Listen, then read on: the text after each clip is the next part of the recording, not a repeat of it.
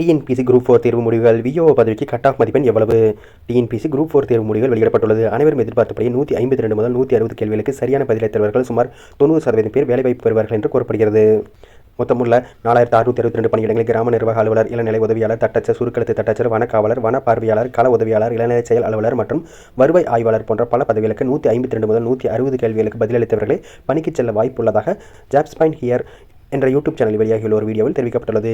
Group 4 தேர்வில் மொத்தம் 220 VO பணியிடங்களில் பொது போட்டி 68, பிற்படுத்தப்பட்டோர் வகுப்பினர் 58, பிற்படுத்தப்பட்ட வகுப்பினர் முஸ்லீம் 8, மிகவும் பிற்படுத்தப்பட்ட வகுப்பினர் 44, ஆதி திராவிடர் 33, ஆதி திராவிடர் அருந்ததியர் SCA 7, பழங்குடியினர் ST 2 என்ற இடஒதுக்கீடு வழங்கப்படுகிறது. அதேபோல பெண்களுக்கு அனைத்து பிரிவுகளிலும் 30%, முன்னாள் ராணுவ வீரர்களுக்கு 300க்கும் மேற்பட்ட இடங்கள் ஒதுக்கப்பட்டுள்ளது.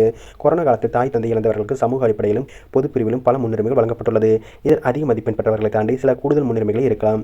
சமூக வாரியான காலி பணியிடங்கள் பிரிவுகளிலும் இந்த முறையும் 160+ கேள்விகள் சரியான பதில்கள் கொண்டவர்களாக இருந்தால் 159, 158 மற்றும் சில சமூகங்களில் 157, 56 வரை சரியாக பதிலளித்தவர்களுக்கும் விஓ ஆவதற்கான வாய்ப்புகள் உருவாகியுள்ளது. 2024-23 ஆண்டு முடிவுகளின் ஒப்பீடுகளில் இந்த முறை கட் ஆஃப் மதிப்பெண்கள் கணிசமாக குறைந்துள்ளது. கடந்த முறையுடன் ஒப்பிடும்போது அனைத்து பிரிவுகளுக்குமான கட் ஆஃப் 10 முதல் 12 மதிப்பெண் வரை குறைந்திருக்கிறது. விஓ, இளநிலை உதவியாளர், தட்டச்சு, ஸ்டெனோ தட்டச்சர், RI உட்பட அனைத்து பதவிகளுக்கும் கட் ஆஃப் குறைந்திருப்பது குறிப்பிடத்தக்கது.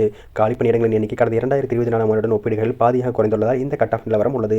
சென்ற முறை 9000க்கும் மேற்பட்ட பணியிடங்கள் இருந்திருந்தால் 145 கேள்விகளுக்கு மேல் சரியான பதிலளித்தவர்களுக்கு கூட வேலைவாய்ப்பு கிடைத்திருக்க வாய்ப்பு உருவாகியிருக்கும். தற்போதைய நிலையில் 4662 பணியிடங்கள் இருக்கிறது. எதிர்காலத்தில் குறிப்பாக கவுன்சிலிங்கிற்கு முன்னர் காலி பணியிடங்கள் அதிகரிக்கப்படும் என்பது அனைவரின் எதிர்பார்ப்பாக இருக்கிறது.